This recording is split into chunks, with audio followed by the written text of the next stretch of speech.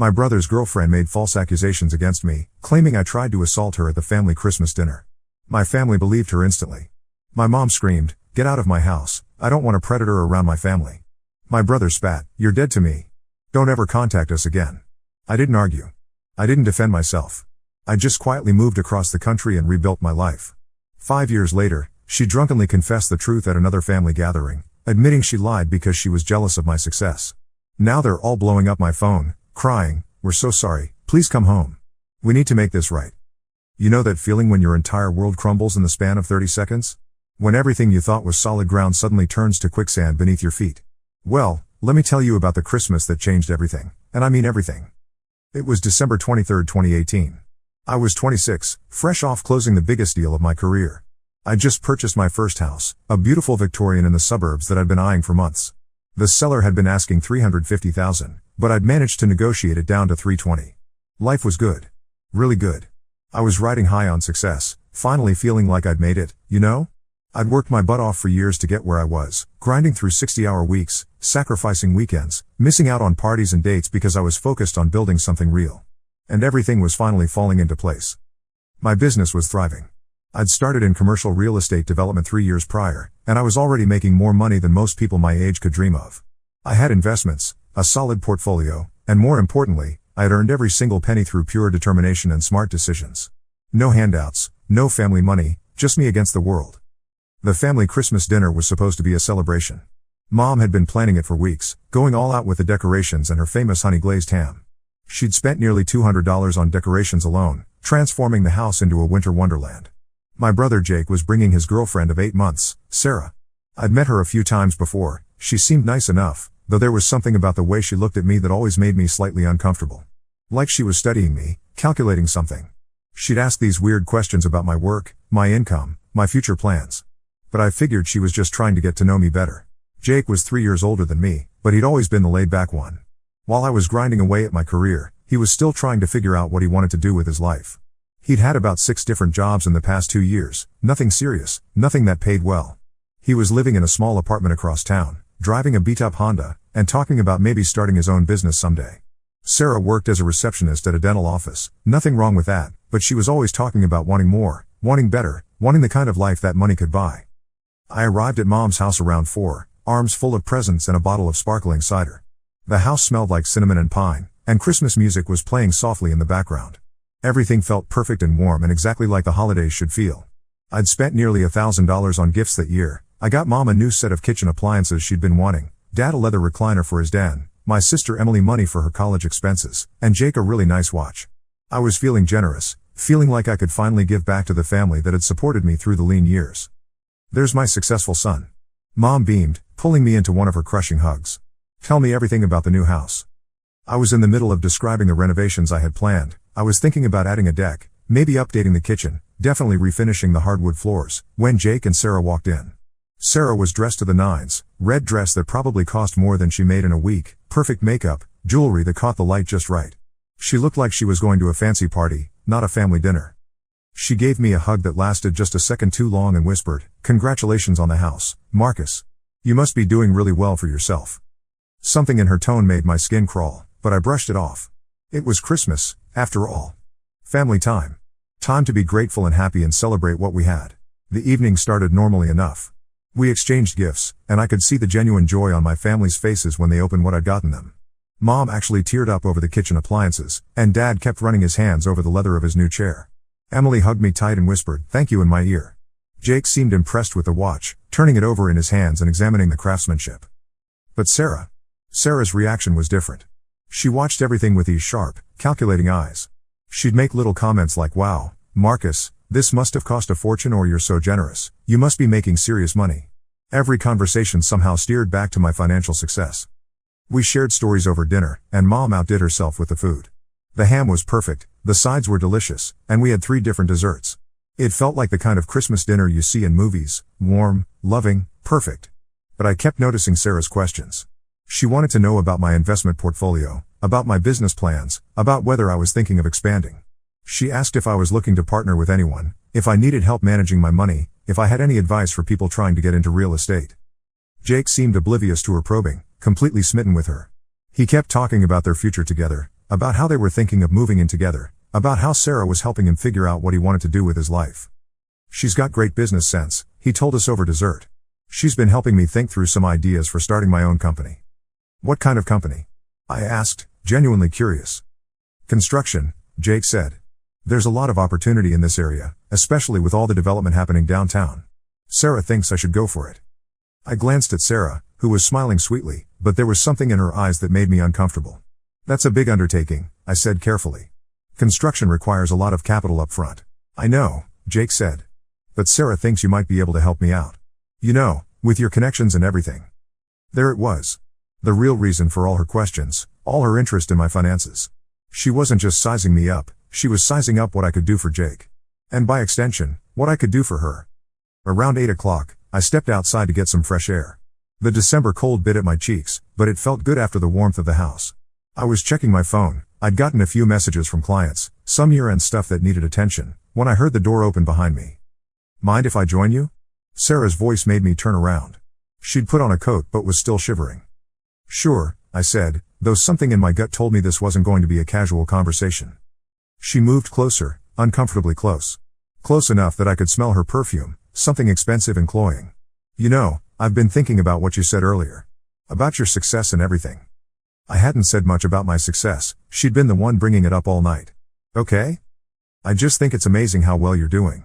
Jake's still trying to figure things out, but you've really made it. Her hand touched my arm, and I instinctively stepped back. I mean, that house you bought, your business, everything. You must be making what, 6 figures? More? Sarah, I don't really feel comfortable discussing my finances. But she moved closer again, and that's when I saw something shift in her eyes. Something cold and calculating. You know what I think? I think you could really help Jake out. Maybe bring him into some of your deals. He looks up to you so much, and he's got such potential. We just need someone to give him a chance. I realized what this was about. She wasn't interested in me, she was interested in my bank account. She was interested in what I could do for their future. Sarah, I'm not comfortable with this conversation. Let's go back inside. Come on, Marcus. We're going to be family. Can't family help each other out? We're not family, I said, more sharply than I intended. You're dating my brother. That doesn't make us family. Her face changed then, just for a split second. I saw something ugly flash across her features, anger, resentment, something darker. But then she composed herself and moved even closer. I think you're misunderstanding me, she said, her voice dropping to almost a whisper. I'm not asking for a handout. I'm talking about a partnership. Jake's got the skills, you've got the money and connections. We could all benefit. Sarah, I really think we should go back inside. I turned to leave, but she grabbed my wrist. Her grip was surprisingly strong, her nails digging into my skin. Wait, please. Just hear me out. I know you think Jake's a screw-up, but he's not. He just needs someone to believe in him. Sarah, let go. I pulled my arm away, more forcefully than I intended, and she stumbled backward. For a split second, I saw something flash across her face. Not hurt, not embarrassment, something much darker. Like she was filing away this moment, cataloging it for later use. Fine, she said, straightening her coat. I was just trying to help. I thought you'd want to help your brother succeed. I do want Jake to succeed, I said. But he needs to do it on his own terms, not through handouts. She gave me a look that I couldn't quite read. You know what, Marcus? You're not as generous as everyone thinks you are. We went back inside, and I thought that was the end of it. How wrong I was. The rest of the evening passed normally, or so I thought. Sarah was quieter than before, but she seemed fine. She participated in our board game tournament. We played Monopoly, which was probably ironic given the conversation we just had. She laughed at Dad's jokes, complimented Mom on the dinner, and seemed like the perfect girlfriend. But I noticed her watching me sometimes, when she thought I wasn't looking. There was something in her eyes that made me uneasy. We watched a Christmas movie, some romantic comedy that Mom had picked out, and I was getting ready to leave when it happened. I was in the kitchen helping Mom clean up when we heard Sarah sobbing in the living room. Like, really sobbing. The kind of crying that sounds like someone's heart is breaking, the kind that makes everyone stop what they're doing and come running. It was so sudden, so unexpected, that we all froze for a moment. What's wrong, honey? Jake was instantly at her side, and the rest of us gathered around. Sarah looked up at us with tears streaming down her face, her mascara smudged, her perfect makeup ruined. She was shaking, actually shaking, like she was in shock. And then she pointed directly at me with a trembling finger. He tried to. She couldn't seem to get the words out. She was hyperventilating, gasping for breath between sobs. My blood ran cold. What? Outside, she whispered, her voice shaking. When we were talking outside. He grabbed me and tried to. She broke down into fresh sobs, burying her face in her hands. The room went dead silent. You could have heard a pin drop.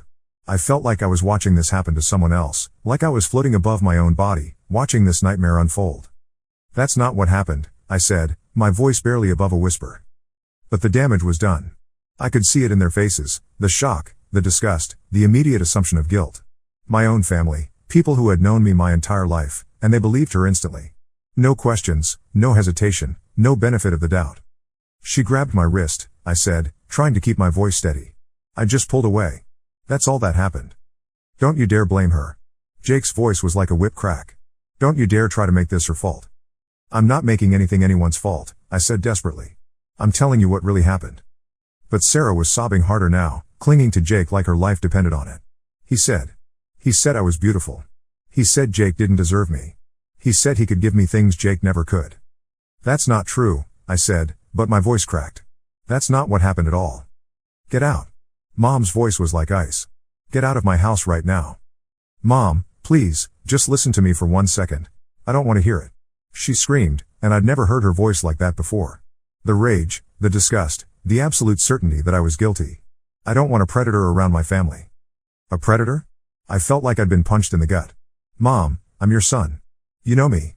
You know I would never. I don't know you at all, she said, her voice breaking. How could you do this?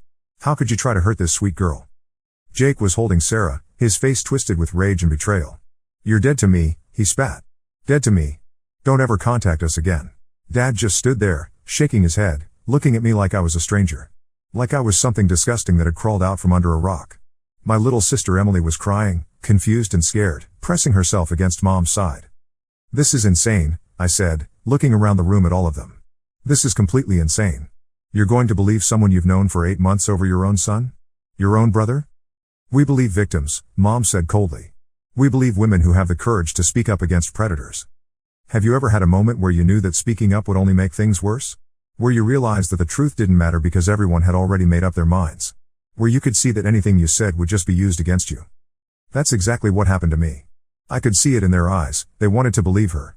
Maybe it was easier than admitting they'd invited a liar into their family. Maybe it was easier than dealing with the complexity of the situation. Maybe they needed someone to blame, someone to be angry at, and I was the perfect target. I'm calling the police, Dad said quietly. No, Sarah said quickly, looking up from Jake's shoulder. No, please. I don't want to go through all that. I just want him to leave. How convenient. How perfectly calculated. She didn't want to involve the police because she knew there was no evidence, because she knew her story wouldn't hold up under scrutiny. But she also knew that the threat of police involvement would make my family even more convinced of my guilt. I didn't argue anymore. I didn't defend myself. I didn't scream about how unfair it was or how they should know me better than that. I just looked at each of them one last time, my mother's face twisted with disgust, my brother's eyes filled with hatred, my father's disappointed shake of the head, my sister's confused tears. I'm sorry you feel that way, I said quietly, and I walked out of that house knowing I'd never be welcome there again. The drive home was surreal. I kept expecting to wake up, to realize this was all some horrible nightmare. But it was real. My family had just disowned me based on a lie. They'd thrown away 26 years of love and trust in a matter of minutes. I sat in my car in my driveway for an hour, just staring at my house. The house I'd been so proud of, the house I'd wanted to show off to my family, the house that was supposed to represent everything I'd accomplished. It felt empty now. Meaningless. The next few days were a blur. I kept expecting them to call, to apologize, to realize they'd made a mistake. But my phone stayed silent. I tried calling Jake, but he'd blocked my number. I tried texting Mom, but my messages wouldn't go through. I tried reaching out to Emily, but she didn't respond. I drove by the house on Christmas Day, hoping to see them, hoping to have a chance to explain. But the driveway was full of cars I didn't recognize, extended family, probably, people who'd been told the story and believed it without question. The next few weeks were the darkest of my life. I tried calling, tried texting, tried reaching out in every way I could think of. But they'd blocked me everywhere. My own family had erased me from their lives like I'd never existed. I hired a lawyer, thinking maybe if I could prove my innocence legally, they'd have to listen. But the lawyer told me there was nothing to prove. Sarah hadn't filed charges, hadn't made any official accusations. It was just her word against mine, and in the court of family opinion, her word had won. I considered hiring a private investigator to dig into Sarah's background, to find evidence that she was lying. But what would that accomplish? Even if I could prove she was a liar, would my family believe me? Or would they just think I was trying to destroy an innocent woman? You know what's funny about trauma? It either breaks you or it makes you stronger. And I decided it was going to make me stronger. I threw myself into work like a man possessed. I worked 18-hour days, 7 days a week. I took on projects I would have never considered before, risks that would have terrified me in the past. But I had nothing left to lose. No family to disappoint, no one to worry about, no safety net if I failed. And you know what? It worked. Within 6 months, I doubled my income. I was taking on bigger projects, making bigger deals, building a reputation as someone who could get things done no matter what. I was ruthless in business, cutting deals that other people wouldn't even consider. I also started planning. Not consciously at first, but I began keeping track of my family's lives through mutual friends and social media.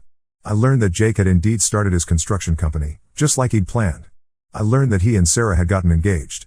I learned that Mom had refinanced the house to help him get started. And I learned something else: they were struggling. Jake's business was hemorrhaging money, taking on projects that were too big for his experience level. Sarah was pushing him to expand faster than he could handle, to take on more debt, to make bigger promises to clients. But I was getting ahead of myself. First, I had to build my own empire. I sold the house I'd bought. It held too many painful memories anyway. I moved into a smaller apartment and invested every penny I could into my business. I worked deals that other people were afraid to touch. I took risks that would have kept me awake at night in the past. Within a year, I'd tripled my net worth. I was making more money than I'd ever dreamed of, and I was just getting started. I expanded into commercial development, then into property management, then into investment consulting. I was building a financial empire, and I was doing it all without anyone's help. I also started dating again, though I was careful. Really careful. Sarah had taught me that people could lie, that they could manipulate, that they could destroy your life with a few well-placed words. I built walls around myself that were 10 feet thick and topped with barbed wire. The women I dated were successful in their own right: doctors, lawyers, business owners. Women who didn't need my money, who couldn't be bought or manipulated. But even then, I kept my guard up. I never let anyone get too close, never let anyone see the real damage that had been done. I had friends, good ones, but I never told them the whole story. How could I? How do you explain that your entire family disowned you over something you didn't do? How do you make people understand that sometimes the truth doesn't matter? 2 years passed. Then 3. Then 4. I kept building my empire, kept making more money, kept proving to myself that I was worth something even if my family couldn't see it.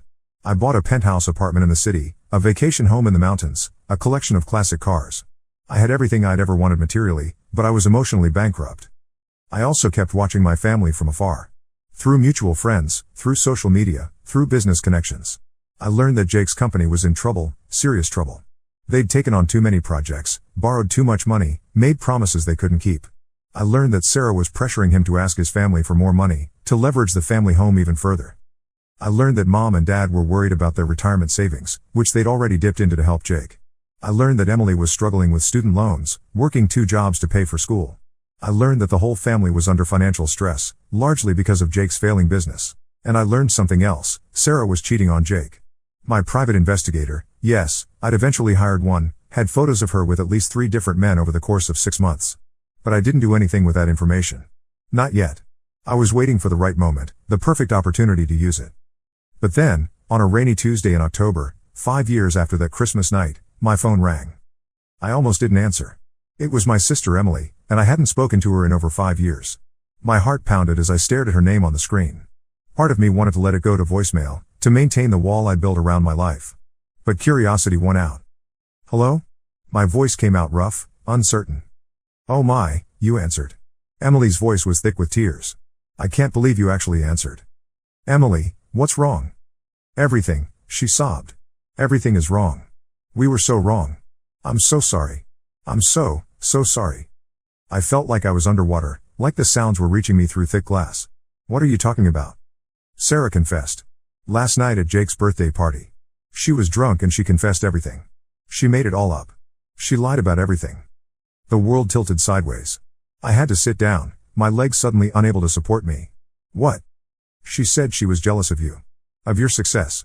She thought if she could get you out of the picture, Jake would be more likely to focus on making money like you did. She said she never expected us to cut you off completely, that she just wanted to create some drama, make you look bad so Jake would distance himself from you. The phone slipped from my hand and clattered to the floor. I stared at it like it was a snake, like it might bite me if I picked it up. 5 years.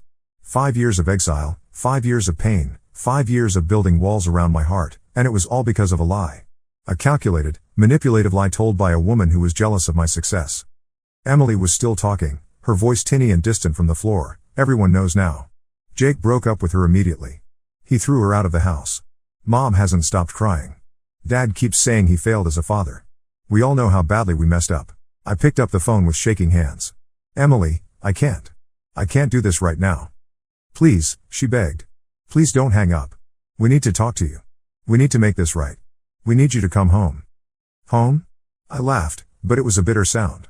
I don't have a home. You made sure of that 5 years ago. Marcus, please. We know we messed up. We know we hurt you. But we're family. We can get through this. Family? I stood up, pacing my apartment. Family doesn't throw each other away based on lies. Family doesn't choose strangers over their own blood. Family doesn't destroy each other's lives without even asking questions. You're right, she whispered. You're absolutely right. But please, just give us a chance. Let us try to make this right. But I hung up anyway. My hands were shaking so badly I could barely hold the phone. The call started immediately. Jake, crying and begging for forgiveness. Mom, sobbing about how sorry she was. Dad, saying he'd failed me as a father. Even some of my extended family, people I hadn't thought about in years, calling to apologize for believing the worst about me. But you know what? I didn't answer any of them. For 5 years, I'd been dead to them. For 5 years, they'd lived their lives without me, celebrated holidays without me, shared milestones without me. They'd believed the worst about me without question, without hesitation, without even giving me the benefit of the doubt. And now they wanted me back? Now they wanted to make it right? Now they wanted to play happy family again?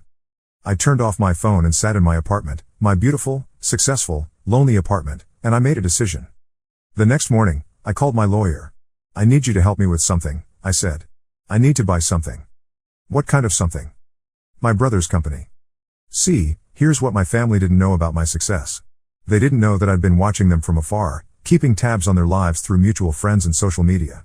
They didn't know that I knew Jake had started Riverside Construction 3 years ago, or that it was struggling financially. They didn't know that I knew exactly how much debt he was in, or that his biggest creditor was getting ready to foreclose. They also didn't know that I'd become successful enough to buy his company outright, and still have enough left over to destroy the rest of their lives. It took me 3 weeks to arrange everything. I had to work through intermediaries, shell companies, layers upon layers of legal protection. But money talks, and I had plenty of it. More than they could ever imagine. Jake's company was called Riverside Construction. It employed about 20 people, including Jake himself. It was his dream, his pride and joy, the thing he'd worked hardest for in his entire life. It was also leveraged to the hilt, drowning in debt, and about 2 months away from bankruptcy. And as of October 28, 2023, I owned it. The best part? He had no idea. I bought the debt through a series of shell companies, purchased the equipment leases through different entities, and acquired the contracts through various holding companies. On paper, it looked like a consortium of investors had taken over his failing business. In reality, it was just me. I waited another week before I made my move. I wanted to let them stew a little longer, let them really understand what they'd lost. The calls kept coming, dozens of them every day. Voicemails full of tears and apologies and desperate pleas for forgiveness. But I was done with tears. I was done with apologies. I was done with being the victim. Finally, on a cold November morning, I flew back to my hometown for the first time in 5 years. I rented a black sedan, something subtle but expensive, and drove to the offices of Riverside Construction. The building was smaller than I'd expected, a modest single-story structure in an industrial park. The parking lot was mostly empty except for a few work trucks and Jake's beat-up Honda, the same car he'd been driving since high school. I sat in my car for a long time, just looking at it, remembering the last time I'd seen my brother. I walked into the front office wearing my best suit, the one I saved for the most important meetings. The receptionist, a kind-looking woman in her 50s, looked up with a smile. "Can I help you?" "I'm here to see Jake," I said simply. "Tell him his brother is here." Her smile faltered slightly. "Do you have an appointment?" "No, but I think he'll want to see me." I watched her face change as she processed that information. She'd heard about me, clearly. In a town this small, everybody knew everybody's business.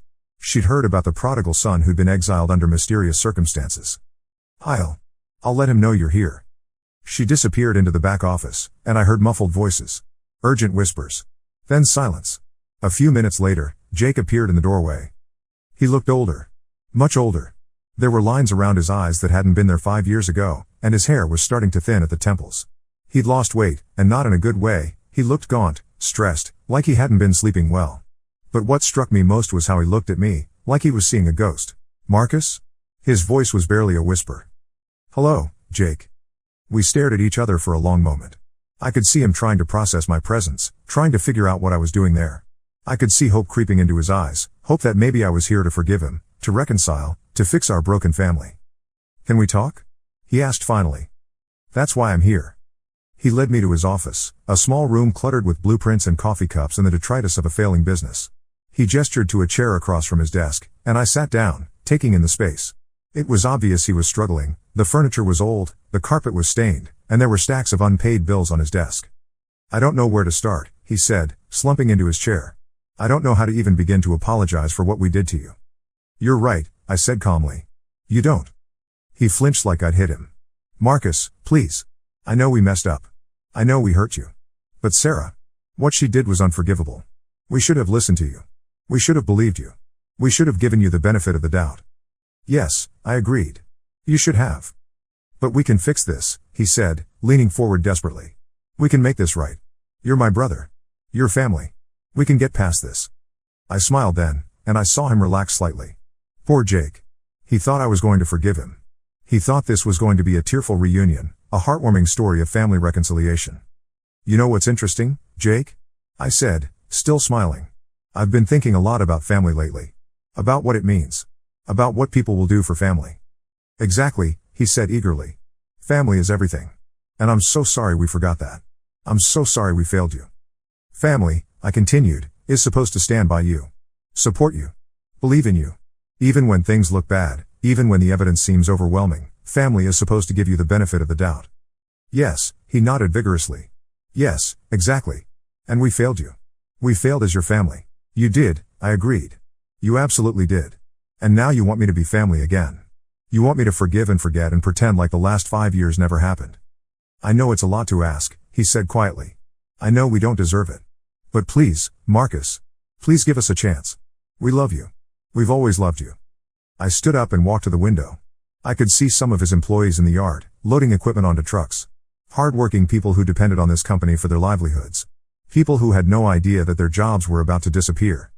Tell me about the business, I said. Jake blinked, confused by the change of subject. The business? Riverside Construction. How's it doing? His face fell. We're going through a rough patch. The economy's been tough, and we've had some setbacks. But we're going to turn it around. I know we are. What kind of setbacks? Just, cash flow issues. A few contracts fell through. Some equipment problems. Nothing we can't handle. Jake, I know about the debt. I know about the foreclosure proceedings. I know about the lawsuit from your biggest client. I know exactly how much trouble you're in. His face went white. How do you know about that? Because I've been watching you. All of you. For 5 years. The fear in his eyes was beautiful. Watching us? Did you think I'd just disappear? Did you think I'd just forget about the family that threw me away like garbage? Marcus, you're scaring me. Good, I said, and I meant it. Do you know what I've been doing for the past 5 years, Jake? While you were living your life, celebrating holidays, building your little construction company? He shook his head, unable to speak. I've been building an empire. I've been making more money than you can imagine. I've been becoming the kind of person who can buy and sell companies like yours without even thinking about it. What are you saying? I reached into my briefcase and pulled out a folder. I placed it on his desk and opened it. I'm saying that as of last week, I own Riverside Construction. Jake stared at the documents like they were written in a foreign language. What? I bought your debt. I bought your contracts. I bought your equipment leases. I bought everything. I leaned forward, placing my hands on his desk. I own your company, Jake. I own your employees' jobs. I own your dream. The blood drained from his face completely. You can't. This isn't real. It's very real. And here's the beautiful part, you work for me now. You and every single one of your employees. You answer to me. Marcus, please, this is insane. You can't do this. I can, and I have. And you know what the best part is? I'm not done. I stood up and walked around to his side of the desk. He cowered in his chair like a child, and I felt a surge of satisfaction at seeing him so afraid. I know about Mom's mortgage. Did you know she's 3 months behind on her payments? She refinanced the house to help you start this business, and now she's about to lose everything. And Dad's medical bills from his surgery last year? Still outstanding. Emily's student loans? In default. Stop, he whispered. Please stop. I've been buying up all of your family's debt, Jake. Mom's mortgage, Dad's medical bills, Emily's loans, even your credit cards. I own all of it. All of you. The truth hit him like a physical blow. His mouth opened and closed like a fish gasping for air. Why? He finally managed to ask. Why would you do this? Because you threw me away, I said simply. Because you chose to believe a lie rather than trust your own brother. Because you made me dead to you. But Sarah confessed. She admitted she lied. We know the truth now. The truth? I laughed, and it was not a pleasant sound. The truth is that you destroyed my life based on the word of a woman you'd known for 8 months.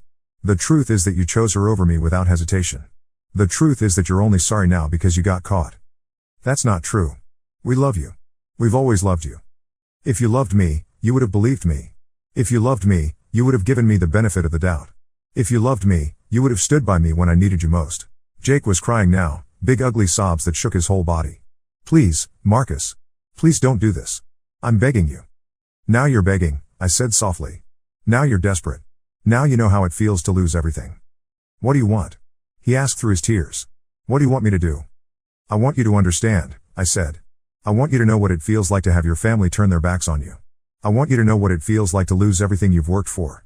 I want you to know what it feels like to be powerless. And then what? After I understand?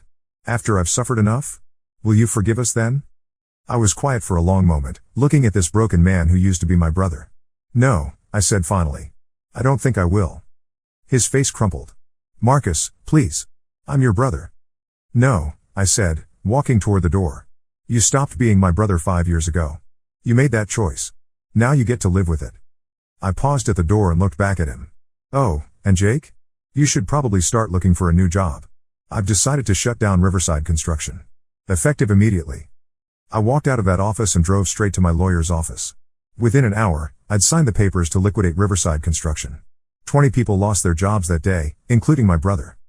But I wasn't done. Not even close. Next, I visited the bank that held Mom's mortgage. I owned the debt, which meant I could call it in at any time. I gave her 2 weeks to pay the full amount, nearly $200,000, or face foreclosure. Dad's medical bills were next. The heart surgery he'd had the previous year had cost over $100,000, even with insurance. I demanded immediate payment in full, knowing he couldn't afford it. Emily's student loans were the easiest. I simply refused to approve any payment plans or extensions. Pay in full, all $60,000, or face collections. Within a month, I'd destroyed their financial lives completely. Mom lost the house she'd lived in for 30 years. Dad had to declare bankruptcy, which destroyed his credit and made it impossible for him to get the medication he needed for his heart condition.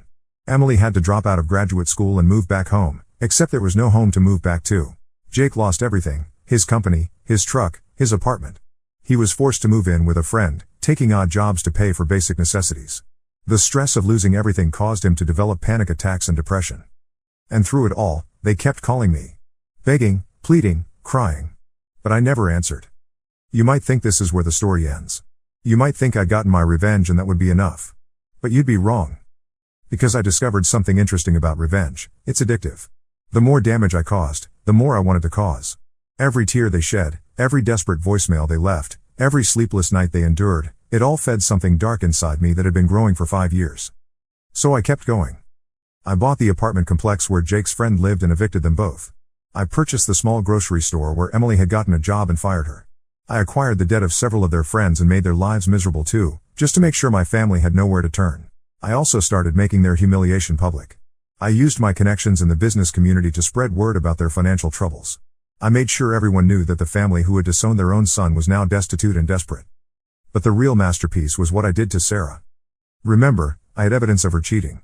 Photos, hotel receipts, credit card statements, everything I needed to destroy her reputation completely.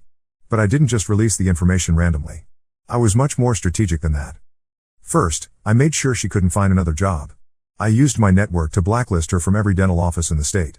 Then I arranged for her landlord to evict her by buying her apartment building and raising her rent to an impossible level. But the coup de grace was the billboards. I rented 3 billboards in strategic locations around town, one near the mall, one near the main shopping district, and one near the college where Emily had been attending school. Each billboard featured a large photo of Sarah with the caption, "This woman falsely accused an innocent man of assault. Don't let her do it again." I know what you're thinking, wasn't that going too far? Maybe. But after 5 years of exile, 5 years of being treated like a predator, 5 years of having my reputation destroyed based on her lies. I felt like she deserved everything she got. The billboards stayed up for 6 months. Long enough for everyone in town to see them, to understand what kind of person Sarah really was. Long enough to destroy any chance she had of rebuilding her life in our hometown. After that, Sarah disappeared completely. Word was that she'd moved to another state, started over with a new name and a new identity. Smart girl. She knew that what she'd done would follow her forever in a small town. 6 months after I destroyed their lives, I got a letter. Not a phone call or a text or an email, an actual handwritten letter. It was from Emily.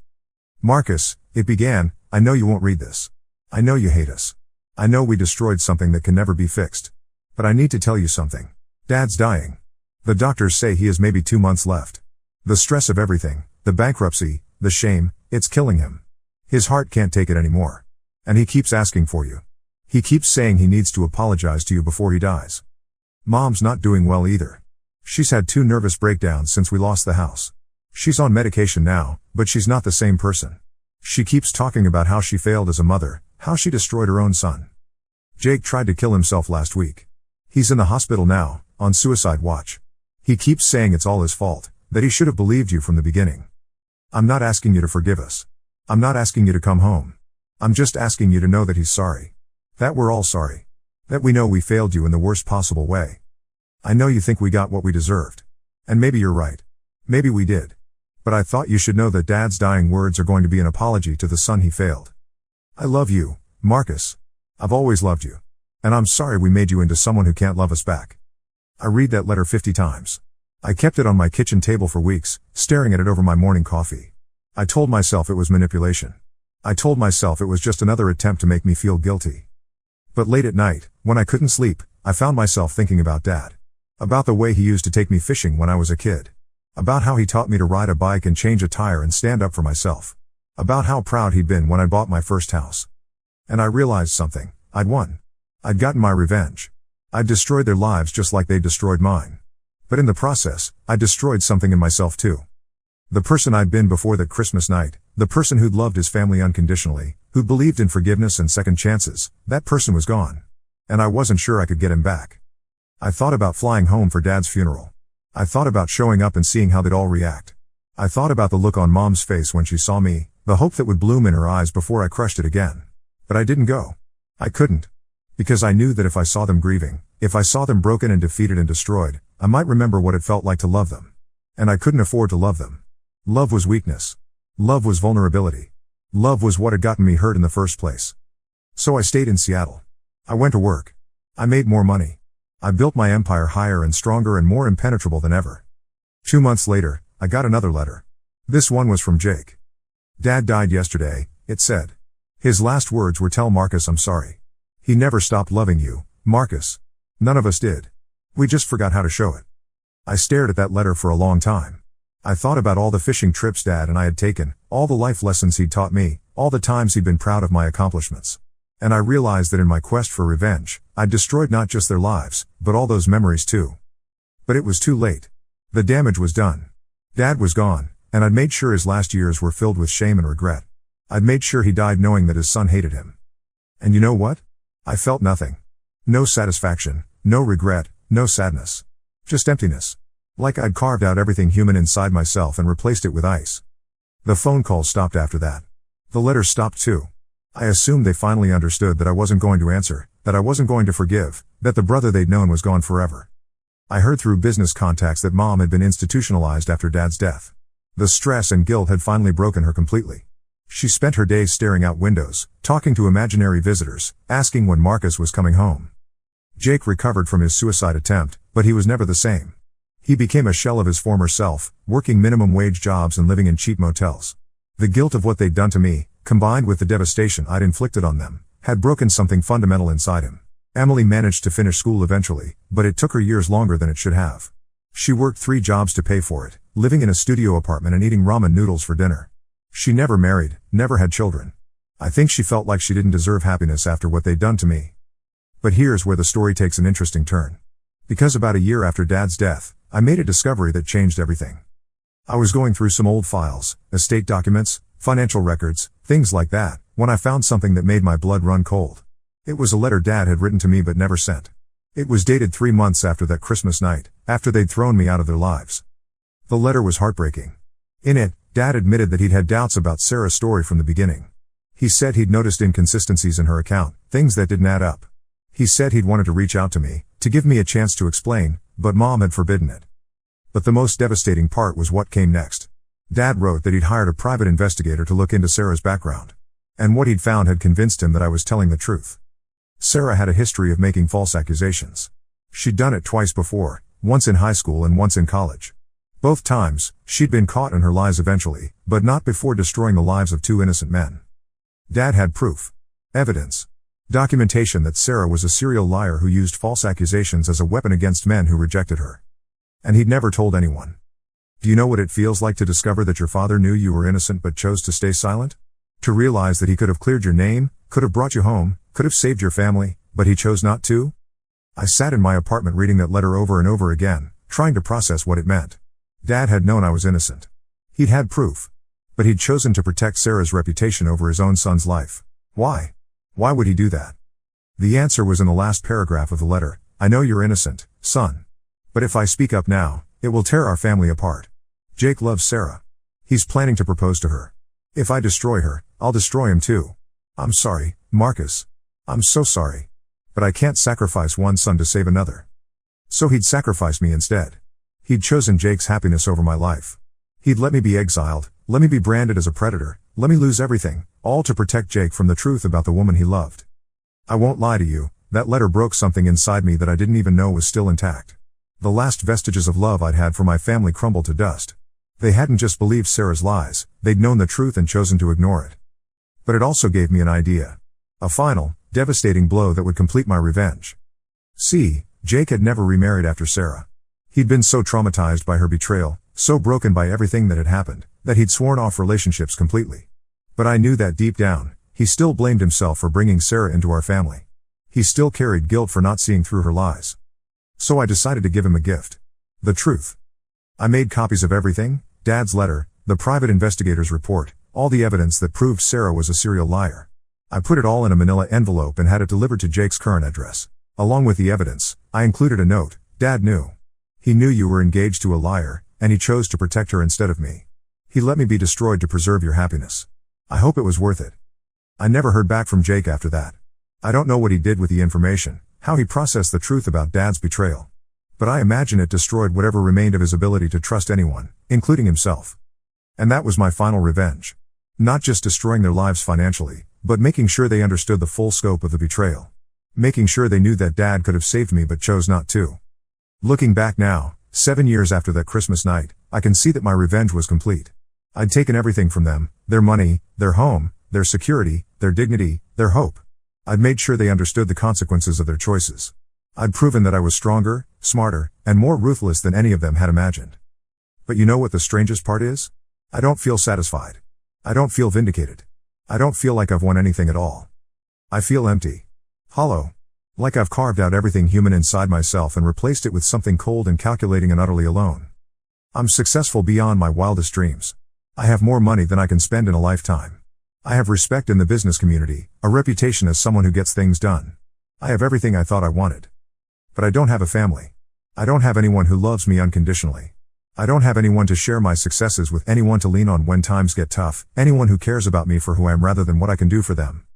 I've become exactly what they accused me of being that Christmas night, a predator. Not in the way they meant, but in a much more fundamental way. I've become someone who destroys lives for sport, who takes pleasure in other people's pain, who sees relationships as transactions to be manipulated.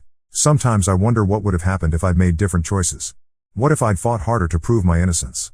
What if I'd been more persistent in trying to reconcile with them after Sarah's confession? What if I'd chosen forgiveness over revenge?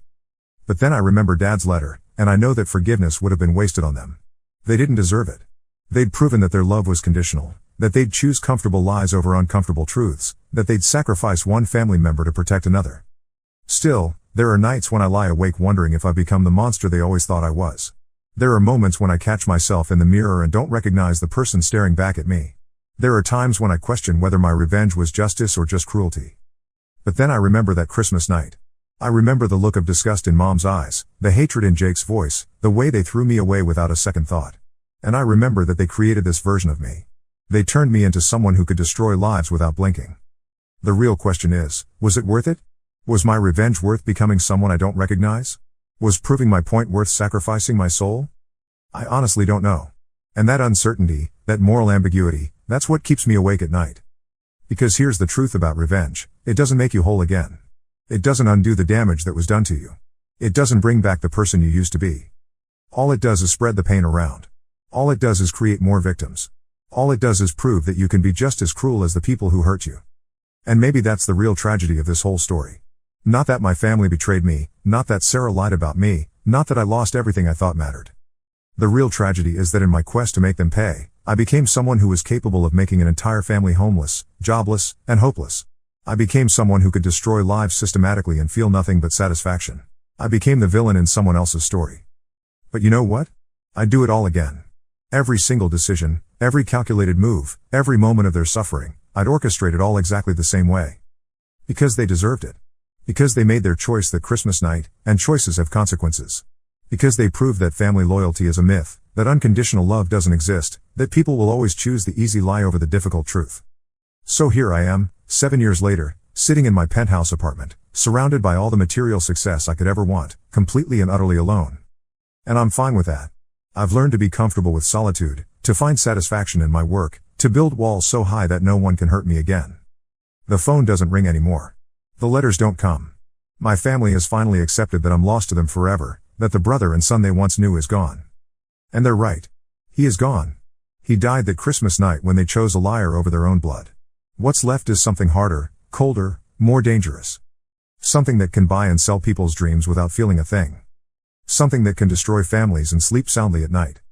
Something that learned the most important lesson of all. Love is a weakness that will be used against you, and the only person you can truly count on is yourself. So what do you think? Was I justified in my revenge? Did they get what they deserved? Or did I become the monster they accused me of being? The answer probably depends on your perspective. If you believe in forgiveness and second chances, you probably think I went too far. If you believe in justice and consequences, you probably think they got exactly what was coming to them. But here's what I know for certain, I won. I proved that I was stronger, smarter, and more ruthless than any of them imagined. I showed them what happens when you throw away someone who loves you based on lies. And if that makes me the villain in this story, I'm okay with that. Because sometimes the villain is the only one left standing at the end. Sometimes the villain is the only one who refuses to be a victim. Sometimes the villain is the only one who understands that the world is cruel and unfair, and the only way to survive is to be crueler and more unfair than everyone else. My name is Marcus, and this is my story. The story of how I became everything my family feared I was, and how it was the most satisfying transformation of my life. Because in the end, revenge isn't about getting even. It's about proving that you're better than the people who tried to destroy you. And I am better. I'm richer, more successful, more powerful, and more independent than any of them will ever be. I'm also completely alone, emotionally bankrupt, and incapable of forming genuine human connections. But you know what? That's a price I'm willing to pay. Because the alternative, forgiving them, trusting them, loving them again, would have meant accepting that what they did to me was okay. It would have meant validating their choice to believe lies over truth, strangers over family, comfort over justice. And I couldn't do that. I couldn't let them think that destroying someone's life has no consequences. So I gave them consequences. I showed them what it feels like to lose everything. I made sure they understood the price of their betrayal. And now, 7 years later, I'm still standing while they're broken and scattered and destroyed. If that's not victory, I don't know what is. The only question left is whether it was worth becoming someone I don't recognize to achieve it. But I suppose that's a question for another day. For now, I'm content to sit in my penthouse, count my money, and remember the look of absolute terror in Jake's eyes when he realized I owned his entire life. Because that look, that moment of understanding, that recognition of just how completely he'd underestimated me, that was worth everything I sacrificed to see it. That was my revenge. Complete, devastating, and absolutely final. And it was beautiful.